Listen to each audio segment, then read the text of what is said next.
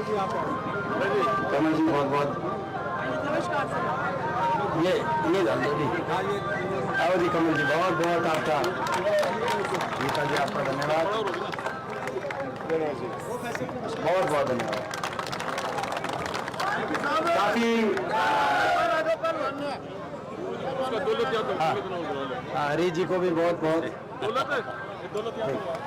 दौलत यादव जी को भी बहुत बहुत। अभी इसके बाद कर लेंगे कमल जी, इसके बाद कर लेंगे, है ना। अभी तो बहुत देर से ज़्यादा बहुत लेट ये आज का कार्यक्रम हमारा शुरू हो रहा है। बहुत लंबी बात ना करते हुए, 10 साल से जिस घड़ी का आपको इंतजार था, 10 साल से वो घड़ी आ गई है। बीजेपी की एक ऐसी सरकार, मैं पूछना चाहता हूं 10 साल में हरियाणा का और आपका भट्टा बिठाने में बीजेपी ने कोई कसर तो नहीं छोड़ी भाई, नहीं बताओ भाई। मैं देखो भाई, मैं पूछना चाहता हूं आपसे, ईमानदारी से आप बताना, कौन कौन वो साथी हैं जो चाहते हैं कि भाई ये सरकार बदले। ये भाई ये छिक लिए कसर बाकी रह रही है। कदे कोई न्यू कहता हो, यूं मानता हो कि भाई 10 साल जो किया बोला वो 5 साल और इनफैक्ट है, ऐसा तो कोई नहीं भाई। तो एक ही रास्ता है, आपकी सरकार बनाने का एक ही रास्ता है, दूसरा रास्ता नहीं है। और वो रास्ता है हाथ के निशान का बटन दबा के राजेंद्र जून जी को यहां से आप जिताओ। तभी ये जो संघर्ष किया 10 साल बीजेपी से आपने अपने इलाके के लिए, हरियाणा के लिए, इसकी अग्नि परीक्षा आपको देनी। बहुत नुकसान कर दिया बीजेपी ने हरियाणा का और हमारे इलाके का और आपका, बहुत नुकसान कर दिया। मौका अगर चूक गए, ये मौका चूक गए, किसी भ्रम में आके चूक गए, किसी निर्दलीय के भ्रम में आके चूक गए, या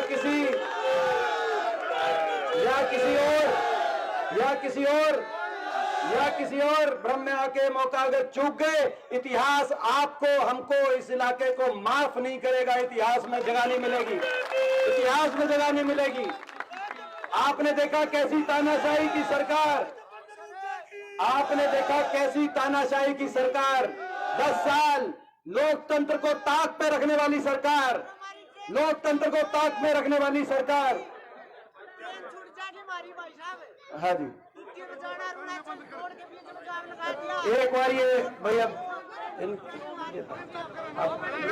चलो 2 मिनट में कर लेते हैं, 2 मिनट में मैं छोटा बोल लेता हूँ, 2 मिनट में खत्म कर लेते हैं ये। तो भाई आपने देखा इस तानाशाही सरकार ने हरियाणा कितना नुकसान किया। आज जो हरियाणा विकास और खुशहाली का प्रतीक था, आज 10 साल की खट्टर रूपी और नायब सिंह रूपी सरकार के बाद वो हरियाणा आज बेरोजगारी में देश में नंबर 1, नशे में देश में नंबर 1, अपराध दर में, क्राइम रेट में देश में नंबर 1, महंगाई में देश में सबसे आगे, और सरकार के अहंकार में देश में नंबर 1। इतना अहंकार, ये लड्डू भाई 2 मिनट बाद बात लियो भाई, 2 मिनट बाद क्या बोल रहे, उसके बाद आपने देखा सरकार के अहंकार, भट्टा बिठा दिया, काम किया नहीं। एक विकास कार्य आप बताओ, बहादुरगढ़ में एक विकास कार्य बताओ। ये हमारे समय 81 किलोमीटर मेट्रो बनी थी, 1 इंच मेट्रो एक खंबा भी 10 साल में खट्टर साहब ने आगे बनवाया हो। एम्स का अस्पताल मैंने कैसे मंजूर कराया था, क्या कसूर है इस इलाके का? भारत सरकार से मंजूर शुदा अस्पताल 10 साल में आवाज भी नहीं उठाई, केवल नेशनल कैंसर इंस्टीट्यूट वहां पे आया। 10 ऐसे नेशनल इंस्टीट्यूट आने थे, एम्स का अस्पताल आना। क्या कसूर है? मंजूर, नया काम छोड़ो, मंजूर शुदा कामों की भी सुनवाई नहीं, और उसके लिए भी किसी ने, क्या कसूर था इस इलाके का? मैं पूछना चाहता हूं आपसे। एक पिलर मेट्रो का आगे नहीं किया। इस तरफ का बाईपास हमने बनवाया था, परली तरफ का बाईपास बनना था। 10 साल से ये रोड की, आप रोड की क्या परिस्थिति है आप देखो। ये क्या, तो 10 साल में बड़ा नुकसान इन्होंने किया, काम किया नहीं, लेकिन अहंकार 7वें आसमान पर। हर वर्ग का अपमान करने वाली सरकार, किसी का एक वर्ग का सुनवाई करने वाली सरकार नहीं, ऐसी सरकार ये साबित हुई।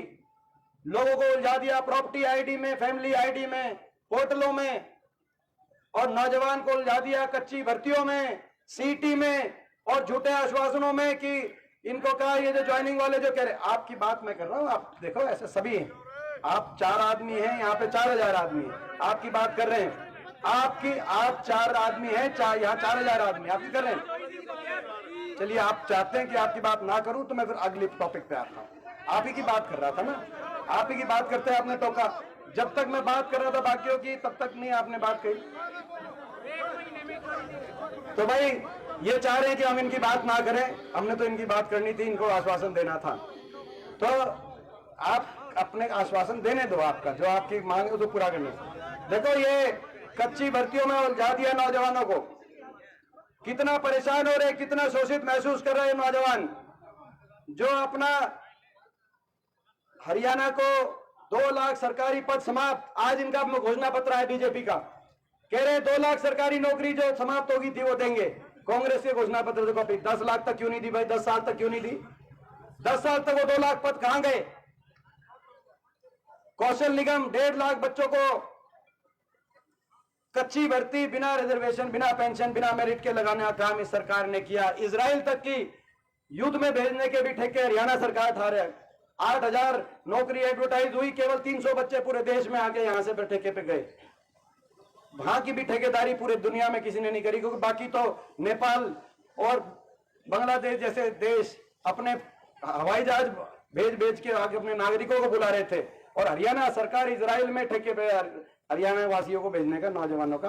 तो ये स्थिति है। फौज की भी भर्ती इन्होंने कच्ची कर दी, और अब इन नौजवानों का कितना बड़ा शोषण। कहा कि लोकसभा से पहले लगाएंगे, इलेक्शन से पहले नौकरी निकाल दी वोट लेने के लिए लोकसभा में, 10 साल तक नहीं निकाली, आखिरी साल में निकाली, सीटी में उलझा दिया और कहा कि लोकसभा से पहले लगाएंगे। फिर बोला जी लोकसभा में वोट दो, लोकसभा के बाद लगाएंगे। फिर बोला विधानसभा से पहले लगाएंगे, बोला फिर विधानसभा के इलेक्शन जल्दी करा लिए इलेक्शन कमीशन से, बोला जी अभी इलेक्शन आगे, इलेक्शन कमीशन नहीं, और अब विधानसभा चुनाव के बाद लगाएंगे, इलेक्शन कमीशन इजाजत नहीं दे रहा। दुनिया जानती है, मैं सच बोलता हूं इसीलिए इनके निशाने पर हूं, दुनिया जानती है कि इलेक्शन कमीशन किसके इशारे पे चल रहा है। आप बताओ किसके इशारे पे चलता है इलेक्शन कमीशन? 10 साल में इलेक्शन कमीशन किसके इशारे पे चल रहा है? और मैं तो भुगत भोगी हूं उस बात का। मुझे 2019 की वो रात याद आती है जब इलेक्शन कमीशन ने मेरे फोन उठाने से मना कर दिया था। 2019 की याद आती है। हम चुनौती देते हैं इस सरकार को, इलेक्शन कमीशन से परमिशन दे और इन नौजवानों को लगाने का काम करे हम, और अगर ये नहीं करेंगे सरकार में आते ही हम एक पल नहीं गवाएंगे और इन नौजवानों को हम ज्वाइनिंग दिलाना काम करेंगे। ये बात कहना चाह रहा था आपकी, ये बात कहना चाह रहा था, मगर आपने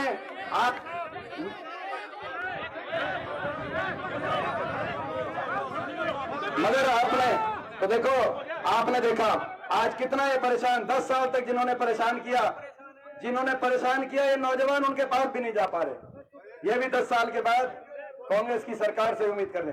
तो आपने देखा इस सरकार ने कितना, तो इतना भाई इन्होंने सबको उलझा दिया और सबका अपमान किया। कोई ऐसा वर्ग नहीं जिसको ये सड़क पे ना लेके आए, इतना 7वें आसमान पे इनका अहंकार। कोई वर्ग नहीं जो सड़क पे ना आया, और कोई वर्ग ऐसा नहीं जिसकी अनसुनी इन्होंने ना की हो। चाहे ऐसे नौजवान हो जो सड़क पे 10 साल तक, अभी 10 साल की सरकार के बाद भी आज ही घूम रहे हैं, चाहे वो कर्मचारी हो, ओल्ड पेंशन स्कीम के ले गए थे उन पे लाठीचार्ज, चाहे सरपंचों पे लाठीचार्ज, चाहे किसान एमएसपी को बचाने के लिए 750 किसानों के घर उजड़ गए। 750 इतिहास में लिखा जाएगा, और इसीलिए मैंने कहा था इतिहास माफ नहीं करेगा। 750 किसानों के घर उजाड़ने वाली सरकार अगर आपस में किसी भ्रम की वजह से सरकार दोबारा सिंहासन पर बैठ जाती है तो इतिहास आपको और हमको माफ नहीं करेगा। आज मैं ये कहने के लिए आपके बीच में आया।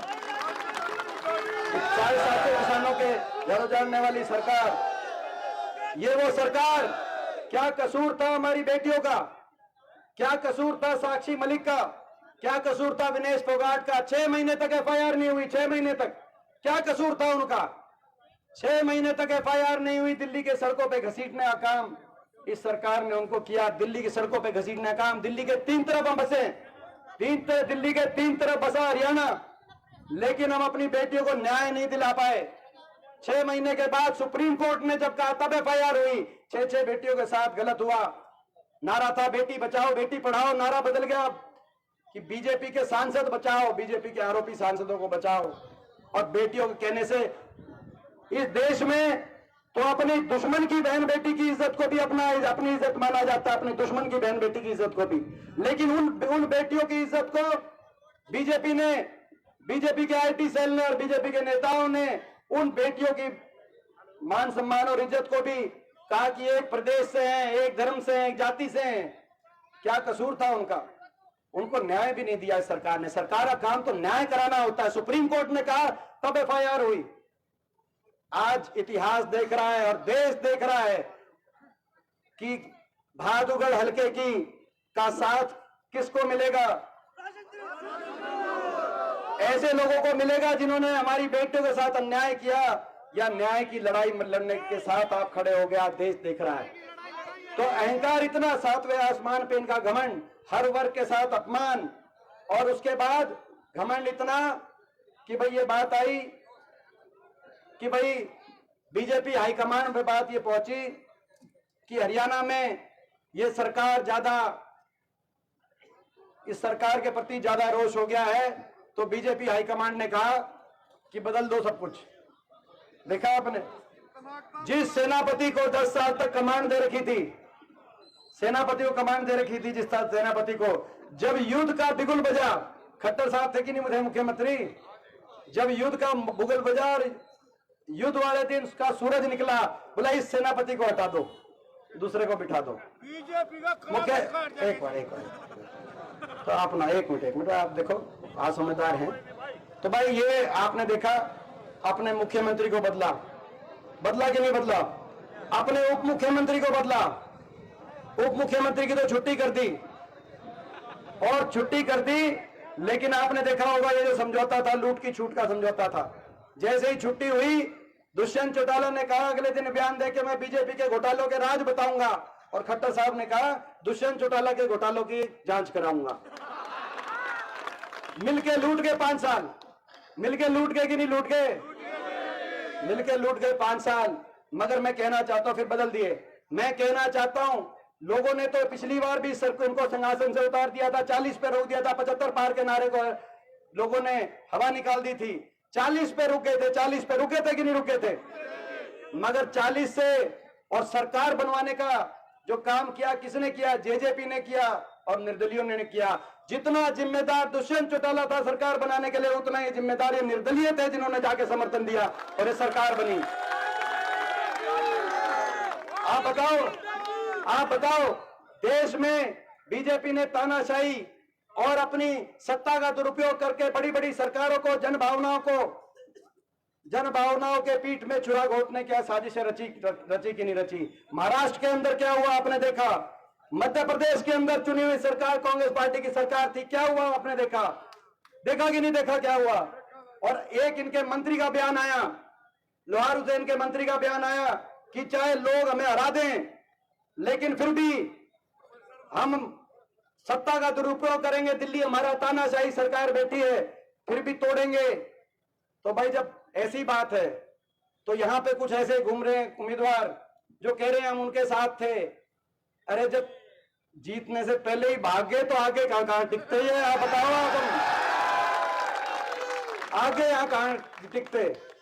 और ऐसे में आप बताओ, आप मेरे को बताओ, ऐसे में अगर नजर जाती है तो एक ऐसे व्यक्ति पे जाती है जिसपे ईमानदारी पे आज तक दाग नहीं और वफादारी का जिसका कोई मुकाबला नहीं, और उसका नाम राजेंद्र सिंह जून है।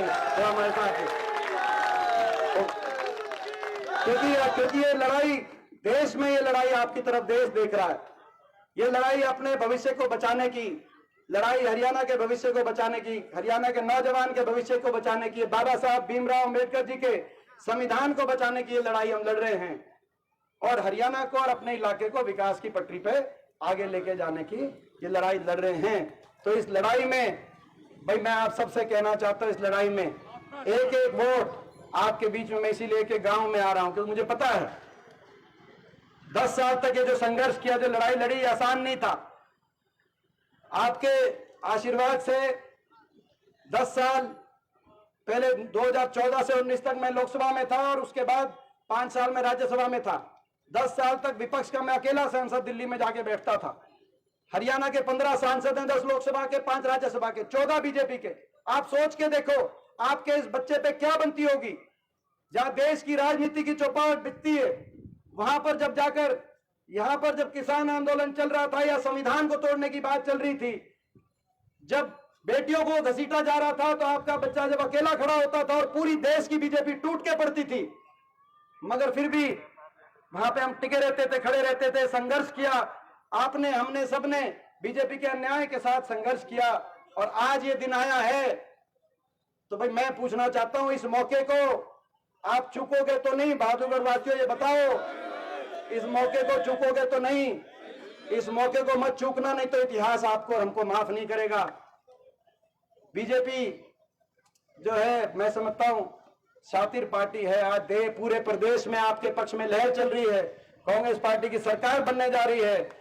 पूरा देश तो हरियाणा की तरफ देख रहा है, पूरा देश हरियाणा की तरफ देख रहा है और पूरा प्रदेश रोहतक लोकसभा की तरफ देख रहा है कि दीपेंद्र की कमर कितनी मजबूत है। पूरा प्रदेश देख रहा है।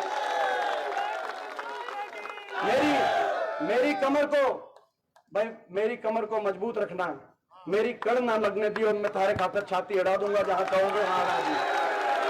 ये लड़ाई इस बात की लड़ाई है। और अगर यहां पर किसी कारणों से अगर भ्रमित हो गए, तो मैंने जैसे कहा, तो भाई ये चुनाव है, इसको आप समझना। अपना इलाका आगे कैसे जाए, प्रदेश आगे कैसे जाए, ये इस बात को आप समझना और खुशहाली हरियाणा प्रदेश में कैसे आए, इस बात को समझना। आज इतना आपने जो मान सम्मान किया, पूरे गांव की 36 बिरादरी का मैं धन्यवाद करता हूं। सरकार बनेगी अक्टूबर में, 6000 बुढ़ापा पेंशन देश में सबसे ज्यादा करने का काम करेंगे। 300 यूनिट तक बिजली में राहत देने का काम करेंगे। हमारे एससी समाज, बैकवर्ड समाज के सभी हमारे गरीब परिवारों के लिए 100 गज की प्लॉट की योजना दोबारा शुरू करने का काम करेंगे। 3.5 लाख की आर्थिक सहायता से इंदिरा आवास योजना दोबारा से लेके आने का काम करेंगे। महंगाई की कमर तोड़ते हुए 500 रुपए में गैस का सिलेंडर हम दिलवाने का काम करेंगे। और महिलाओं को 2000 रुपए का जो है पेंशन के अलग जो पेंशन से कम उम्र की जो महिलाएं हैं, उनको 2000 रुपए का महंगाई भत्ता दिलाने का काम करें। आप बताओ 500 रुपए गैस सिलेंडर हमने कहा, तो बीजेपी ने भी कल संकल्प पत्र में कहा कि 500 रुपए गैस सिलेंडर। ये वही बीजेपी है जो वही बीजेपी है जो पीछे क्या कहती थी कि कांग्रेस 500 रुपए में गैस सिलेंडर दे रही है, रेवड़ी बांट रही है कांग्रेस। अगर वो बात ठीक थी तो आपने अपने मैनिफेस्टो में कल क्यों घोषणा करी 500 रुपए सिलेंडर की? और वो बात गलत थी तो 10 साल तक 1100 रुपए के सिलेंडर पे रोटी क्यों खुआई मारी? अब क्या 500 रुपए? और हमने कहा कि 2000 महंगाई भत्ता देंगे महिलाओं को, तो कल अपने घोषणा पत्र में कह दिया कि हम भी 2100 महंगाई भत्ता देंगे। अगर महंगाई तुम खुद मान रहे हो इतनी महंगाई है, तो 10 साल तक महंगाई दिखाई नहीं दी तुम्हें बीजेपी वालों? बताओ। और कह रहे हैं कि हम भी 2 लाख सरकारी नौकरी जो खाली समाप्त कर दी हमने, 2 लाख पदों को भरने का काम करेंगे। हमारा संकल्प है कि 2 लाख सरकारी नौकरी आते ही हम 2 लाख सरकारी नौकरी अपने नौजवान। तो कहने का मतलब है 10 साल के बाद भी अपने काम नहीं बता रहे। समझो, काम नहीं बता रहे। ये नहीं बता रहे कि मेट्रो पहुंचा दी हमने यहाँ, ये नहीं बता रहे कि भाई हमने बाईपास निकलवा दिया, ये नहीं काम नहीं बताएंगे, ये नहीं बता रहे स्टेडियम बनवा दिया एक गांव में भी। ये अपने 10 साल के बाद भी काम नहीं बता रहे। केवल हुड्डा साहब को और मेरे को निशाने पे ले रहे हैं, दिल्ली से आके निशाने पे ले रहे हैं। पूरा हरियाणा के सारे नेता आप देखो, इनकी अगर आधा घंटा बोलते हैं, 29 मिनट हम पे बोलते हैं। हम निशाने पे हैं और 10 साल रहे हैं। 2019 में भी मैं निशाने पे था, क्योंकि ये मैं निशाने पे, हुड्डा साहब निशाने पे नहीं, आप निशाने पे हो। ये आपको, आपकी आवाज को, 36 बिरादरी की आवाज को, ये विपक्ष की आवाज को दबाना चाहते हैं, कुचलना चाहते हैं। और अगर बात ना बने तो जो कहा, जो इनके मंत्री जेपी सिंह जी ने, मंत्री जी ने कहा लोहारू से कि बात ना बने तो कैसे ना कैसे जनादेश को की चोरी करना चाहते हैं। आप चोरी मत होने देना। कई घूम रहे हैं जो डाका डालेंगे इधर उधर से। वोट काटो से बच के रहना। जो ये वोट काटो भाई, अगर वोट आपको अपनी सरकार बनाने के लिए वोट देनी है तो एक ही रास्ता है। पाकिस्तान एक ही रहता है भाई। समझ गए कि नहीं समझ गए सारे? मैं आपसे